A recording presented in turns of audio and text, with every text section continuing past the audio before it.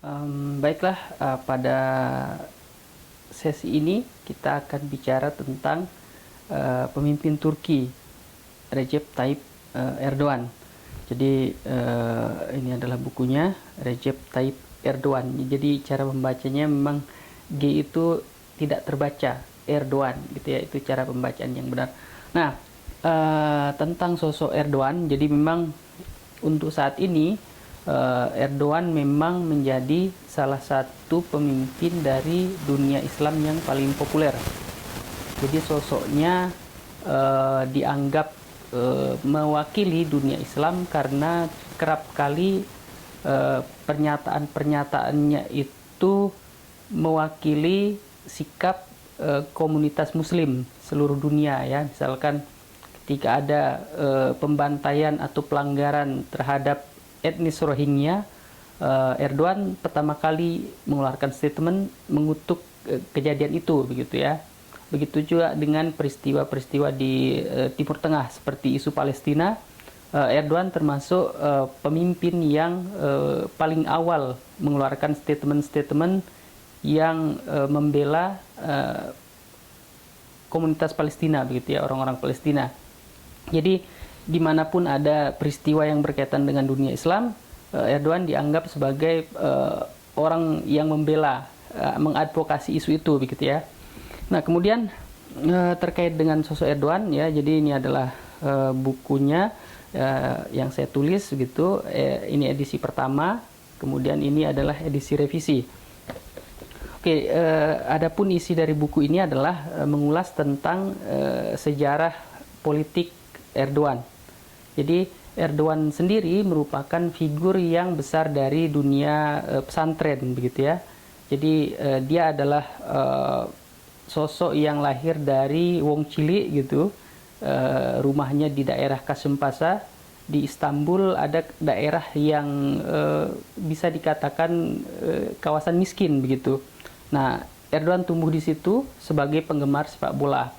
Nah, kemudian beranjak dewasa, beranjak usia SMP SMA, dia sudah dimasukkan di Imam Hatip Okul. Nah, Imam Hatip Okul itu kalau dia lulus biasanya ditempatkan di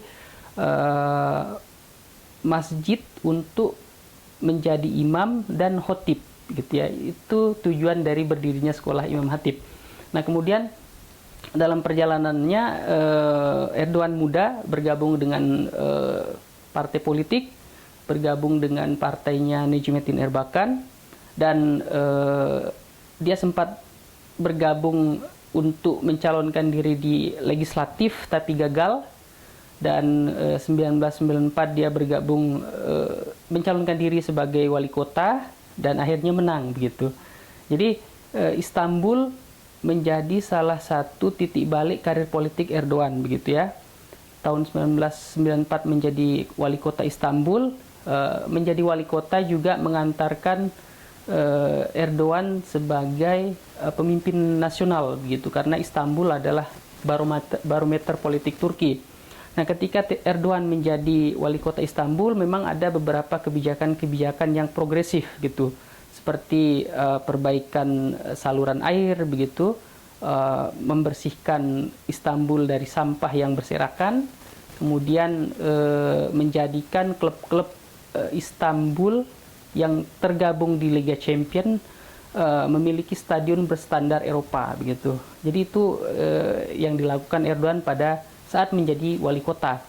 Nah, kemudian ada peristiwa menarik ketika Erdogan menjadi wali kota, yaitu ketika dia membaca puisi dan puisinya itu membawa dia masuk penjara. Jadi Erdogan di penjara gara-gara puisinya. Puisi itu dianggap memprovokasi massa dan dianggap melanggar konstitusi, membahayakan konstitusi Turki. Jadi Erdogan dianggap melawan sekulerisme Turki, gitu ya. Nah, kemudian masuknya Erdogan ke penjara itu menjadi sejarah penting dalam politik Turki, karena pada saat Erdogan di penjara, para pendukungnya menggelar konser mengantarkan Erdogan ke penjara. Gitu. Itu salah satu peristiwa politik penting dalam politik Turki, begitu. Nah, Erdogan masuk penjara, kemudian setelah dia keluar dari penjara tahun 2001, dia mendirikan partai politik yang disebut AK Parti atau AKP. Nah, keluarnya dia sebagai orang yang bisa dikatakan politik membawa dia ke penjara. Kemudian setelah keluar dari penjara dia mendirikan partai politik. Nah, partai yang didirikan ikut pemilu 2002 dan secara mengejutkan memenangkan pemilu begitu. Jadi ketika AK Parti menangkan pemilu itu dianggap sebagai gempa politik karena partai berbasis massa Islam begitu mampu mengalahkan kelompok sekuler. Jadi pada saat itu Turki mengalami perubahan signifikan dan AK Parti menang pemilu, dan tentu saja ketika Erdogan menjadi Perdana Menteri ada kebijakan-kebijakan progresif yang diambil oleh Turki seperti pendidikan digratiskan, kemudian kesehatan digratiskan, terus infrastruktur diperbaiki. Dan langkah ini membawa Turki menjadi salah satu kekuatan baru ekonomi di Timur Tengah dan Eropa. Turki menjadi bahan pembicaraan ahli ekonomi, ahli politik di Eropa begitu. Nah, kemudian periode pertama Turki atau AKP berhasil menyelesaikan periodenya dengan baik sehingga pada pemilu berikutnya AK Parti lagi-lagi menang begitu. Dan setelah pemilu berikutnya AK Parti menang lagi. Jadi kemenangan beruntun AK Parti itu menjadi sejarah politik penting di Eropa begitu.